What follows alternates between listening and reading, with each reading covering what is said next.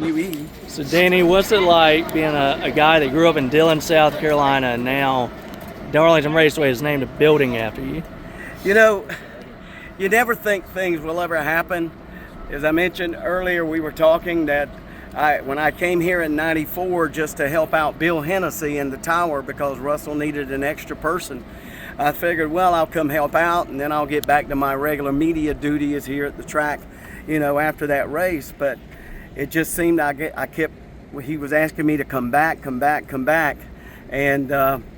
then it just, next thing you know, you're here for 5 years, next thing you know, 10. Now look at me, it's 30 years in the tower and having the best fun in the world with great people like Bill Hennessy, Hill Overton, Tim Califama, all these guys that have been so much fun to work with, made it so easy. There's been people like Russell Branham over the many years. There's been all the other folks that's come through this track and moved on to other positions in racing.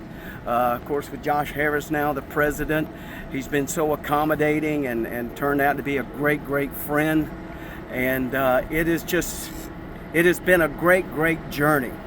And to think 30 years, 3 decades, I mean, it's gone by real fast, and seen so many exciting things happen here at Darlington Raceway, which it is what it's famous for. You know, unpredictable finishes and just so much fun to be a part of this place. What's your favorite moment? Do you have one over 30 years? You know, I was talking on the radio with my friend Pat Patterson, and we were talking about there's so many. It's as thick as molasses. You know, you try to pick them out. Really, my first race here in '65, But then again, as an announcer in '94, when I came on board, when Jeff Gordon won the Winston Million, you know, when Kurt Busch and Ricky Craven raced for that real close finish at the very end in '03, and then my daughter coming on board as an employee of NASCAR. That's a great moment of pride for me, knowing that she's going to carry this on for us. You know, it's such a wonderful thing to know that she's in this business and in this fun sport. And I know we call it a business, but it's a fun sport. And I'm so glad to be a part of it. I'm so glad that they've honored me like they have today. So Dan, what's your wardrobe going to be this weekend? My daughter always tries to help me out occasionally. I'm going to be naturally patriotic for Gordon Logan, you know, with the VFW theme, you know, given the fact that he's always thinking about our military veterans. So there to be patriotic.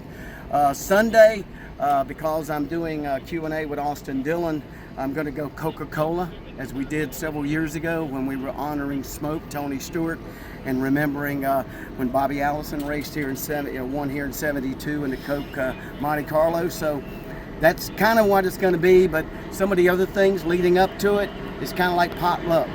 I almost choose it at the very last minute, but I think I've got the weekend mapped out.